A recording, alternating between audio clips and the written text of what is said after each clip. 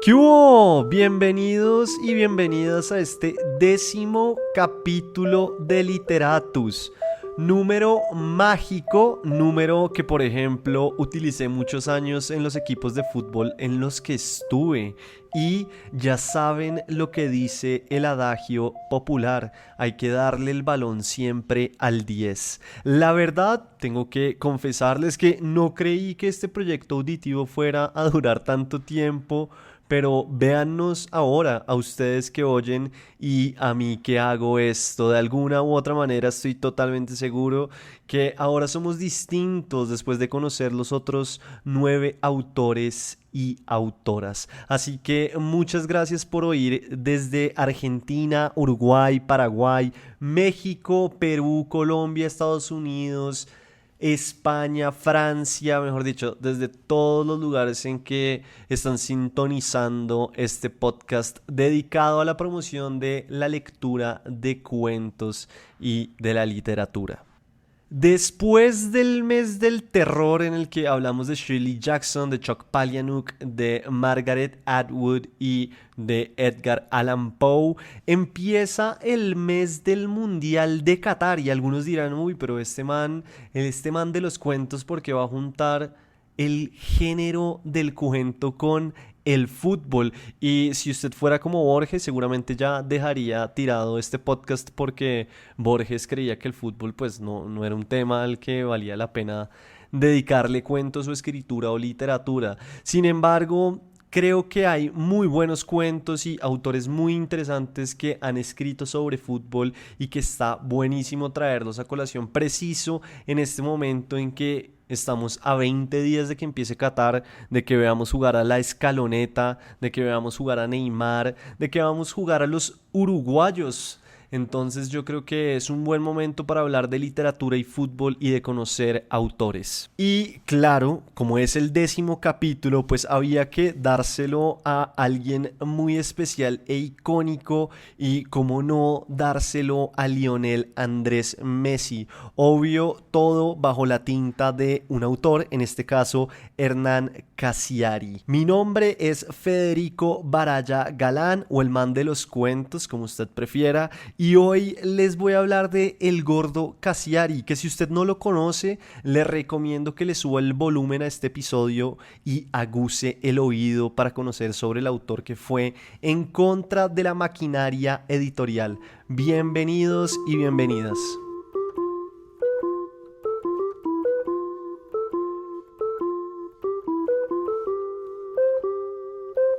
El hombre cuento, el creador de la revista Orsay, el hincha de Racing Club de Avellaneda, el fanático de Messi, de Maradona, del fútbol argentino, el autor gordo que a sus 45 años la muerte lo encontró en un living, en un Airbnb en Uruguay y que a pesar de agarrarlo fuerte del corazón, el infarto no logró llevárselo.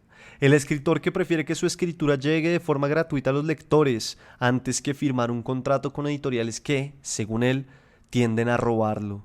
Lo que oirán en este capítulo no es más que un escueto recuento de la vida de un personaje que parece de ficción.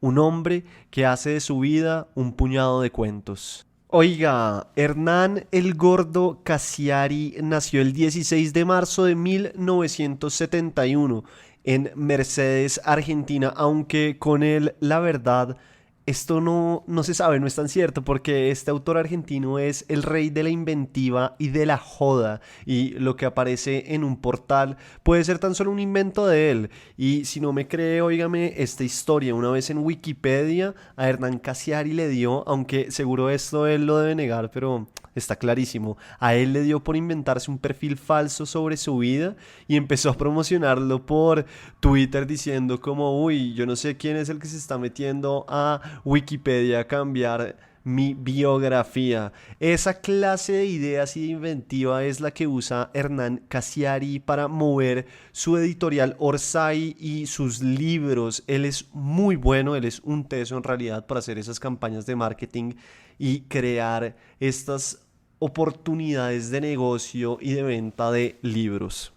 Otra anécdota frente a estas historias de mercadeo, de marketing que muestran que Hernán Casiari es un genio de la inventiva y a la vez de la joda, es esta. Óiganme muy bien esto porque es que el tipo en verdad está loco. Hace poco publicó en Twitter que no entendía por qué en Mercado Libre le salía que sus libros estaban calificados con un 4.9 a pesar de que él siempre los firmaba, les escribía dedicatorias y tenía 142 comentarios, todos positivos. Entonces preguntaba él por qué no tengo 5 estrellas. Y lo que cuenta Hernán Casiari es que después de hacer una investigación, que obvio pues es una investigación falsa, encontró supuestamente que Eduardo Sacheri, que es un escritor argentino muy importante, ganó el premio Alfaguara no hace mucho tiempo y escribió una novela que es muy famosa por la película, que es El secreto de sus ojos, que sé que es una película argentina que mucha gente ha visto y mucha gente conoce. Bueno, él escribió esa novela y lo que decía en su momento Hernán Casiari, lo que escribió en el tweet después de hacer toda esta investigación, es que había un comentario y una reseña de Eduardo Sacheri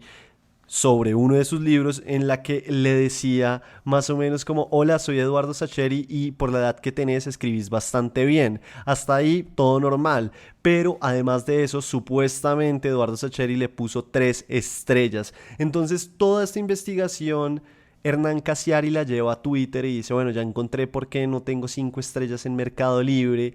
Y la gente empezó a hablar de eso, pues porque era sorpresivo ver que Eduardo Sacheri había comentado en Mercado Libre uno de los libros que estaba vendiendo Hernán Casiari. Entonces la gente empezó a hablar de eso, se empezó a retuitear, eso se volvió trending topic y claramente empezó a vender muchos más libros el señor Hernán Casiari, hasta tal punto que todo esto que estaba sucediendo, todo este ruido, llegó hasta Eduardo Sacheri, que le escribió por Twitter como: oiga, yo ni siquiera sé cómo poner un comentario en Mercado Libre, mucho menos sé cómo calificar una experiencia, yo no fui el que puso eso. A lo que Hernán Casiari le respondió con un shh, como que se callara, y le puso una foto de todos los libros que se estaban vendiendo en ese momento gracias a esa estrategia de marketing.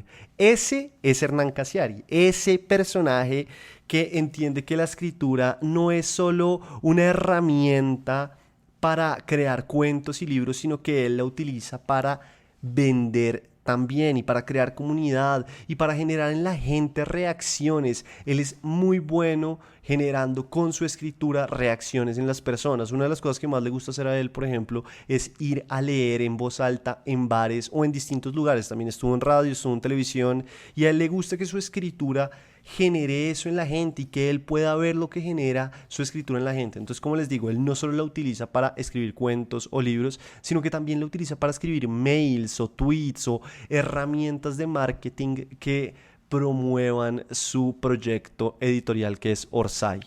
¿Y qué es Orsay? Podrá usted preguntarse. Primero porque el nombre suena extraño, pero lo cierto es que hay una charla de este autor en TED Talks que se llama Cómo matar al intermediario. Y cuando él habla del intermediario está hablando del mundo editorial y de la maquinaria detrás de esto. Esa charla es súper cortica, dura 15 minutos y es hermosísima. Si usted no la ha visto, se la recomiendo para que conozca a Casiari primero y para que oiga esa historia, que la verdad es bastante interesante. En esa charla, Casiari cuenta cómo nació la revista Orsay. Pasó y aconteció que por allá en el 2000-2001, este autor se fue a recibir un premio a Francia, y mientras recibía el premio, o bueno, después de recibir el premio, conoció a una catalana, se enamoró y se quedó a vivir en Barcelona. Hay que entender que Hernán Casiari, pues antes de irse a Barcelona o a Francia a recibir el premio, pues él tenía una vida establecida en Argentina, tenía casa, tenía trabajo, en fin, tenía su familia, y por enamorarse y por conocer a esta catalana decidió irse a vivir a Barcelona, que es muy importante porque es que ese año, en el 2001, sucede un hecho histórico no solo en la vida de Hernán Casiari, sino histórico en contexto argentino. Después de más de 35 años sin ganar un torneo local, la Academia o Racing Club de Avellaneda salió campeón de nuevo, y Casiari es hincha furibundo a muerte de la Academia, y preciso el equipo sale campeón cuando él está en Barcelona. Entonces es un momento muy triste para él porque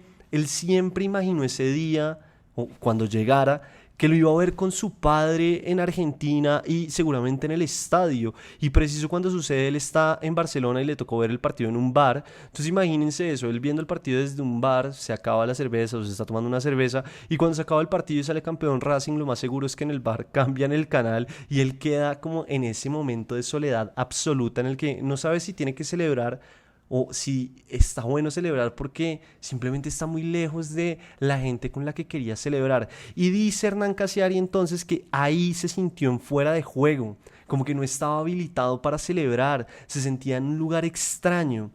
Y el fuera de juego es lo que llaman en inglés el offside y lo que los argentinos llaman orsay. Es un argentinismo, es decir, orsay es un argentinismo de el fuera de juego o del offside en inglés.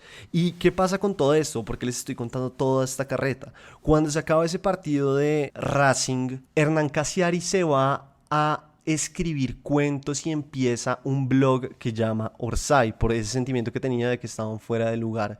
Esto era pleno 2001 y lo que dice Cassiari en esa charla de TED Talk es como, oiga, en el 2001 yo lo único que sabía del internet era que servía para mandar mails. Y en ese año él empieza un blog que se llama Orsay, en el que empieza a escribir desde la perspectiva de una ama de casa, desde la perspectiva de una pitonisa, desde su perspectiva como ser humano, es decir, desde Hernán Cassiari. Y empieza a construir cuentos sin esperar nada a cambio, y lo que empieza a suceder es que la comunidad de lectores crece y crece, empieza a llegar gente de Perú, de Chile, de Uruguay, de Argentina, de Colombia, de España, y él no estaba haciendo ningún ejercicio de marketing como los que hace hoy en día, por ejemplo, sino que la gente simplemente llegaba porque le gustaban los cuentos y le comentaba cosas que él no esperaba que le comentaran, y él entonces empezó a entablar una relación con estos lectores.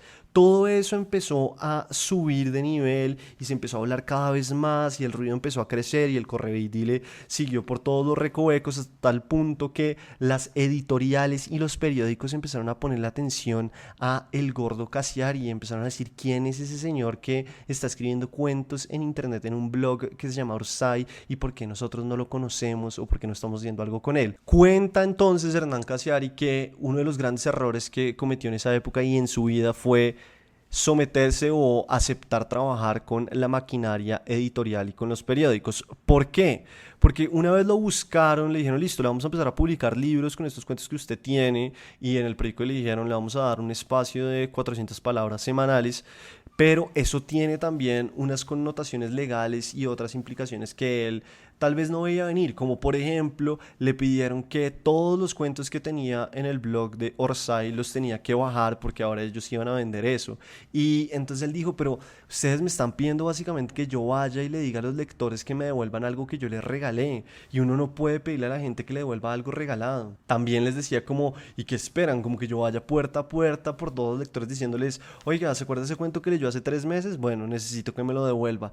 Esas cosas empezaron a molestarle a Cassiari del mundo editorial, pero eso no fue lo único. Después se le sumó que hubo un contrato que él tuvo con un libro de cuentos en el que le dijeron que el tiraje iba a ser de 850 libros y eso era lo que a él se le iba a pagar por esos 850 libros, y resulta que Cassiari es muy amigo de ciertos libreros, uno de esos en Argentina. Entonces Cassiari lo llamó y le dijo como, oiga, bueno, venga, cuénteme cómo le ha ido a mi libro en la librería que usted maneja, que es una de las más importantes de Buenos Aires y que al parecer tiene como dos más en Argentina. Entonces el librero le dijo, pues acá teníamos 750 libros y esos 750 libros se vendieron. Entonces Hernán Cassiari dijo, pero ¿cómo así que 750 libros solo ahí? Sí, me dijeron que el tiraje iba a ser de 850, entonces ¿eso qué significa? Y ahí él se dio cuenta o empezó a entender que tal vez lo estaban robando por parte de las editoriales.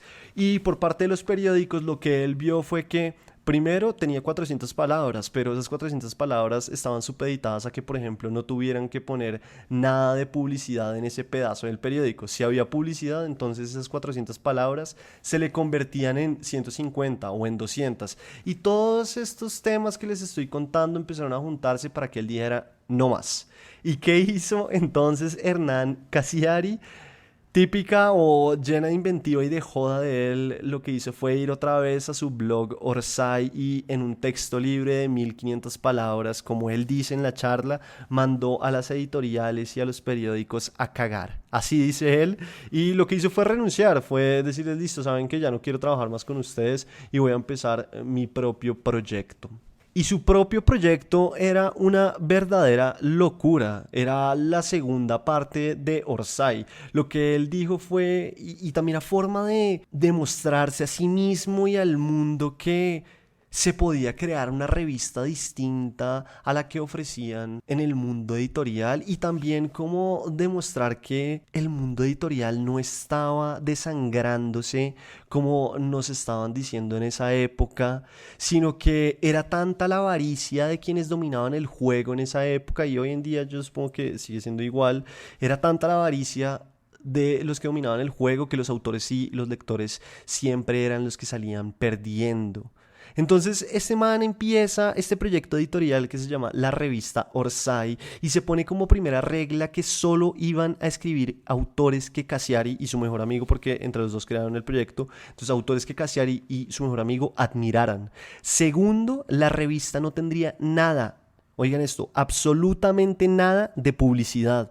Y tercero, que esta fue más adelante, los autores empezarían a recibir 50% sobre sus textos, que es una diferencia abismal según Cassiari, pues lo que él cuenta es que normalmente el autor recibe entre el 8 y el 10%.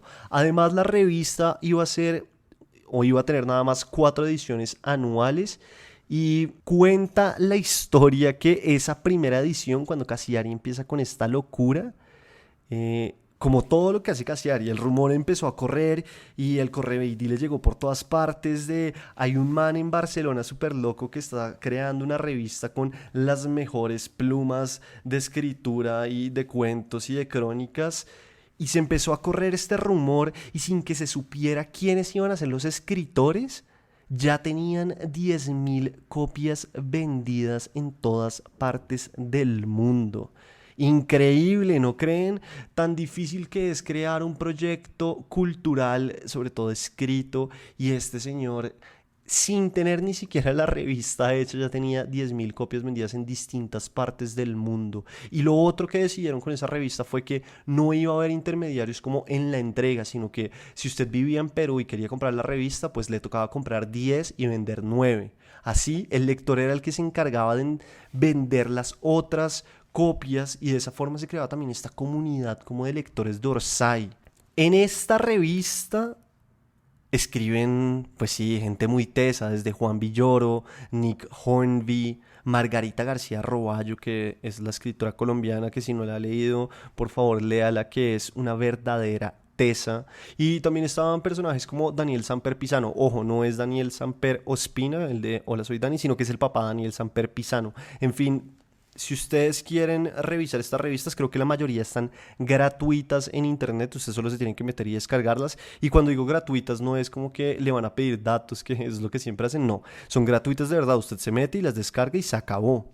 La revista tiene crónicas y tiene cuentos. Por ejemplo, yo la primera que leí, me acuerdo muy bien que tiene una crónica en la que mandan a un periodista o a un tipo a que se quede atrapado en el aeropuerto de Madrid. Entonces le dicen, usted va a salir de Buenos Aires hasta Madrid y en Madrid usted va a decir que se le olvidó su pasaporte o su visa o lo que fuere para que viva la experiencia de estar en esos cuartos que hay en esos hoteles para las personas que no pueden salir de los aeropuertos. Desde ese momento empieza como la segunda etapa del proyecto Orsay, que ha mutado muchísimo, ha sido también bar.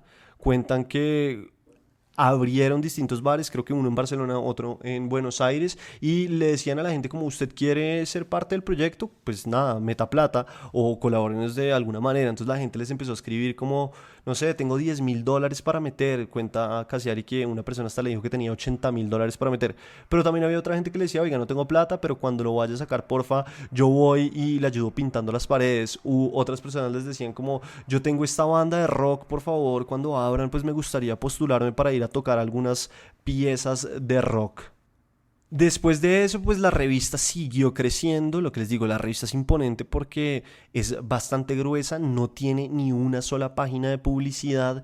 Y después de la revista, hoy en día Orsay es una comunidad. Usted puede entrar a internet, buscar Orsay y va a encontrar que tiene concursos de cuento, concursos de novela y que hay mucha gente alrededor de este proyecto que se llama Orsay. Además, se metieron en el mundo del cine.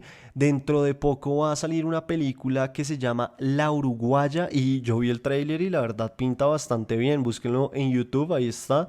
Se ve bastante buena. Entonces Orsay ahora también hace parte del mundo cinematográfico. Y lo último que me gustaría decir de todo el tema Orsay es que Hernán Casiari de verdad cumple con su promesa de que él quiere que la gente lo lea así sea de forma gratuita.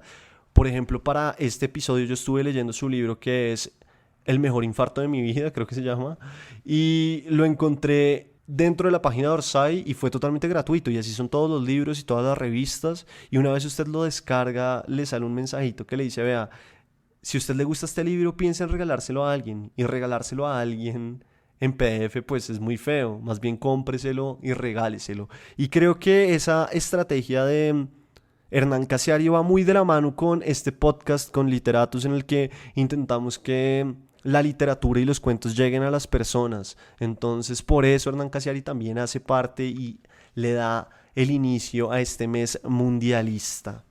Sé que hace poco la vida de este autor le cambió de manera, sí, drástica porque casi se muere, tuvo que dejar la sal, el porro, como dice él, la carne, la cerveza, bueno, dejó muchas cosas y el cigarrillo, que él dice que no tiene memoria de escribir sin estar fumando y ahora le toca escribir sin fumar. Lo que pasó fue que se fue de viaje a Uruguay y allá, después de comer carne, tomar cerveza y prenderse un porro, como les digo, le dio un infarto en medio de la sala de un Airbnb que había alquilado. Si no es por la mujer con la que estaba saliendo, que logró ir rápido a conseguir ayuda y se encontró con los dueños de la casa, Casiari se hubiera muerto. El tipo tiene un libro de cuentos que se llama El mejor infarto de mi vida, que era el que les decía ahorita, y en el cual tiene una serie de relatos en los que narra todo lo que pasó.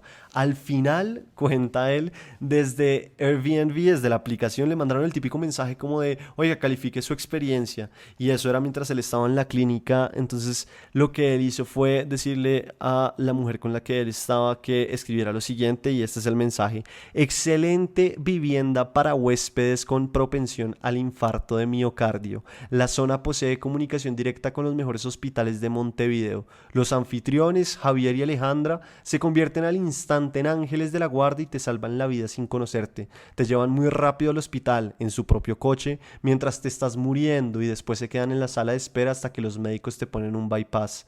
No permiten que caigas en depresión ni que te sientas solo. Te traen libros para que leas y además no te quieren cobrar los días que te quedas de más en su casa. Muy recomendables. Casiari además fue el primer autor al que yo le leí un cuento de fútbol, la verdad. Creo que no había leído literatura que tocara temas de fútbol, entonces cuando lo leí para mí fue muy sorprendente y no fue el cuento que les traigo hoy que se llama Messi es un perro, sino que fue uno sobre Diego Armando Maradona que se llama 10,6 segundos. Ese cuento narra desde distintas perspectivas el gol que le hizo Maradona a los ingleses, no la mano de Dios, sino el gol del siglo o el barrilete cósmico, como lo llamó después Víctor Hugo. Y lo que hace es que desde distintas perspectivas nos muestra los 10,6 segundos que se tardó Maradona, desde que recibió el balón del negro Enrique hasta que eludió el arquero o el portero y marcó ese barrilete cósmico, como lo llamó el narrador Víctor Hugo, y decía de dónde viniste o de qué planeta viniste para dejar en el camino a tanto inglés.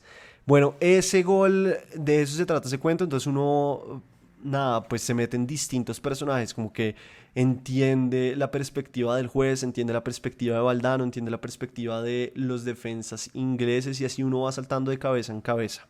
La verdad es un cuento lindísimo y que él leyó tras la muerte de Diego Armando Maradona y cuando lo leyó muchas personas rompieron en llanto, que lo que les decía al principio, a Casiari le gusta mucho leer sus cuentos en voz alta. Si usted quiere oírlos es muy fácil, va a YouTube, lo busca y seguramente va a encontrar muchos cuentos, entre esos este, que le recomiendo que lo lea o lo oiga. Es muy bacano oír estos cuentos leídos desde la voz del propio autor porque uno ahí también entiende las respiraciones obligaciones, las lógicas y las intenciones dentro de la escritura que muchas veces pues uno pasa por alto cuando está leyendo, sí, en voz alta en mi caso, para ustedes, o también cuando uno está leyendo en la privacidad. Con este panorama de quién es Hernán Cassiari, entonces pues los invito a que entremos ya sin más preámbulo o preludio al cuento de hoy que se llama Messi es un perro.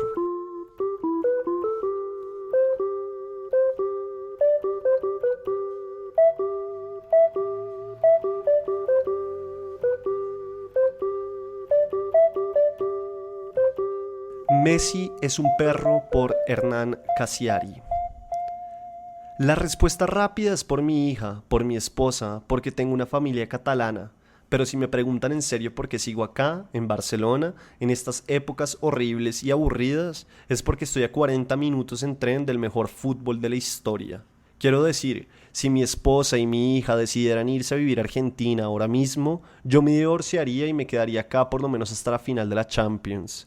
Y es que nunca se vio algo parecido dentro de una cancha de fútbol, en ninguna época, y es muy posible que no ocurra más. Es verdad, estoy escribiendo en caliente. Redacto esto la misma semana en que Messi hizo 3 para Argentina, 5 para el Barça en Champions y 2 para el Barça en Liga. 10 goles en 3 partidos de 3 competiciones diferentes. La prensa catalana no habla de otra cosa. Durante un rato la crisis económica no es el tema de inicio en los noticieros. Internet explota. Y en medio de todo esto a mí me acaba de pasar por la cabeza una teoría extraña, muy difícil de explicar. Justamente por eso intentaré escribirla, a ver si termino de darle vuelo. Todo empezó esta mañana, estoy mirando sin parar goles de Messi en YouTube. Lo hago con culpa porque estoy en mitad del cierre de la revista número 6. No debería estar haciendo esto. De casualidad hago clic en una compilación de fragmentos que no había visto antes. Pienso que es un video más de miles, pero enseguida veo que no. No son goles de Messi, ni sus mejores jugadas, ni sus asistencias. Es un compilado extraño. El video muestra cientos de imágenes de 2 a 3 segundos cada una, en las que Messi recibe faltas muy fuertes y no se cae. No se tira ni se queja, no busca con astucia el tiro libre de directo ni el penal. En cada fotograma él sigue con los ojos en la pelota mientras encuentra equilibrio, hace esfuerzos inhumanos para que aquello que le hicieron no sea falta, ni sea tampoco amarilla para el defensor contrario. Son muchísimos pedacitos de patadas feroces, de obstrucciones, de pisotones y trampas, de zancadillas y agarrones traicioneros. Nunca las había visto todas juntas. Él va con la pelota y recibe un guadañazo en la tibia, pero sigue. Le pegan en los talones, trastabilla y sigue. Lo agarran de la camiseta, se revuelve, zafa y sigue. Me quedé de repente atónito porque algo me resultaba familiar en esas imágenes. Puse cada fragmento en cámara lenta y entendí que los ojos de Messi están siempre concentrados en la pelota, pero no en el fútbol ni en el contexto. El fútbol actual tiene una reglamentación muy clara por la que muchas veces caer al suelo es asegurar un penal o conseguir que se amoneste al zaguero contrario es propicio para futuros contragolpes. En estos fragmentos, Messi parece no entender nada sobre el fútbol ni sobre la oportunidad. Se lo ve como en trance, hipnotizado, solamente desea la pelota dentro del arco contrario. No le importa el deporte, ni el resultado, ni la legislación. Hay que mirarle bien los ojos para comprender esto. Los pone estrábicos, como si le costara leer un subtítulo. Enfoca el balón y no lo pierde de vista ni aunque lo apuñalen. ¿Dónde había visto yo esa mirada antes? ¿En quién? Me resultaba conocido ese gesto de introspección desmedida. Dejé el video en pausa y se sumé en sus ojos y entonces lo recordé. Eran los ojos de Totín cuando perdía la razón por la esponja. Yo tenía un perro en la infancia que se llamaba Totín. Nada lo conmovía, no era un perro inteligente. Entraban ladrones y él los miraba llevarse el televisor. Sonaba el timbre y no parecía oírlo. Yo vomitaba y él no venía a lamer. Sin embargo, cuando alguien, mi madre, mi hermana, yo mismo, agarraba una esponja, una determinada esponja amarilla de lavar los platos, Totín enloquecía. Quería esa esponja más que nada en el mundo. Moría por llevarse ese rectángulo amarillo a la cucha. Yo se la mostraba en mi mano derecha y él la enfocaba. Yo la movía de un lado a otro y él nunca dejaba de mirarla. No podía dejar de mirarla. No importaba a qué velocidad moviera yo la esponja, el cogote de Totín se trasladaba idéntico por el aire. Sus ojos se volvían japoneses, atentos, intelectuales, como los ojos de Messi, que dejan de ser los de un preadolescente atolondrado y, por una fracción de segundo, se convierten en la mirada escrutadora de Sherlock Holmes. Descubrí esta tarde, mirando ese video, que Messi es un perro o un hombre perro. Esa es mi teoría. Lamento que hayan llegado hasta acá con mejores expectativas. Messi es el primer perro que juega al fútbol. Tiene mucho sentido que no comprenda las reglas. Los perros no fingen zancadillas cuando ven venir un Citroën. No se quejan con el árbitro cuando se les escapa un gato por la medianera. No buscan que le saquen doble amarilla al sodero. En los inicios del fútbol los humanos también eran así. Iban detrás de la pelota y nada más. No existían las tarjetas de colores, ni la posición adelantada, ni la suspensión después de 5 amarillas, ni los goles de visitante valían doble. Antes se jugaba como juegan Messi y Totín, después el fútbol se volvió muy raro. Ahora mismo, en este tiempo, a todo el mundo le parece interesarle más la burocracia del deporte, sus leyes. Después de un partido importante, se habla una semana entera de legislación. ¿Se hizo amonestar Juan exprofeso para saltarse el siguiente partido y jugar el clásico? ¿Fingió realmente Pedro la falta dentro del área? ¿Dejarán jugar a Pancho acogiéndose a la cláusula 208 que indica que Ernesto está jugando el sub-17? El técnico local mandó a regar demasiado el césped para que los visitantes patinen y se rompan el cráneo. Desaparecieron los recogepelotas cuando el partido se puso 2-1 y volvieron a aparecer cuando se puso 2-2. ¿Apelará al club la doble amarilla de Paco en el tribunal deportivo? ¿Descontó correctamente el árbitro los minutos que perdió Ricardo por protestar la sanción que recibió Ignacio a causa de la pérdida de tiempo de Luis al hacer el lateral? No, señor. Los perros no escuchan la radio, no leen la prensa deportiva, no entienden si un partido es amistoso e intrascendente o una final de copa. Los perros quieren llevarse siempre la esponja a la cucha, aunque estén muertos de sueño o los estén matando las garrapatas. Messi es un perro, bate récords de otras épocas porque solo hasta los años 50 jugaron al fútbol los hombres perro. Después la FIFA nos invitó a todos a hablar de leyes y de artículos y nos olvidamos que lo importante era la esponja. Y entonces un día aparece un chico enfermo, como en su día un mono enfermo se mantuvo erguido y empezó la historia del hombre. Esta vez así un chico rosarino con capacidades diferentes, inhabilitado para decir 2 frases seguidas y visiblemente antisocial, incapaz de casi todo lo relacionado con la picaresca humana, pero con un talento asombroso para mantener en su poder algo redondo e inflado y llevarlo hasta un tejido de red al final de una llanura verde. Si lo dejaran, no haría otra cosa, llevar esa esfera blanca a los 3 palos todo el tiempo, como Sísifo, una y otra vez. Guardiola dijo, después de los 5 goles en un solo partido, el día que él quiera, hará 6. No fue un elogio, fue la expresión objetiva del síntoma. Lionel Messi es un enfermo, es una enfermedad rara que me emociona porque yo amaba a Totín y ahora él es el último hombre perro. Y es por constatar en detalle esa enfermedad, por verla evolucionar cada sábado que sigo en Barcelona, aunque prefiera vivir en otra parte. Cada vez que subo las escaleras internas del Camp Nou y de pronto veo el fulgor del pasto iluminado, en ese momento que siempre nos recuerda la infancia, digo lo mismo para mis adentros. Hay que tener mucha suerte, Jorge, para que te guste mucho un deporte y te toque ser contemporáneo de su mejor versión y, tras cartón, que la cancha te quede tan cerca. Disfruto esta doble fortuna, la atesoro, tengo nostalgia del presente cada vez que juega Messi. Soy hincha fanático de este lugar en el mundo y de este tiempo histórico, porque, me parece a mí, en el juicio final estaremos todos los humanos que han sido y seremos, y se formará un corro para hablar de fútbol, y uno dirá, yo estudié en Ámsterdam en el 73, otro dirá, yo era arquitecto en Sao Paulo en el 62, y otro, yo ya era adolescente en Nápoles en el 87, y mi padre dirá, yo viajé a Montevideo en el 67, y uno más atrás, yo escuché el silencio del Maracaná en el 50. Todos contarán sus batallas con orgullo hasta altas horas, y cuando ya no quede nadie por hablar, me pondré de pie y diré despacio, yo viví en Barcelona en los tiempos del hombre perro, y no volará una mosca, se hará silencio, todos los demás bajarán la cabeza, y aparecerá Dios, vestido de juicio final, y señalándome dirá, tú, el gordito, estás salvado, todos los demás a las duchas.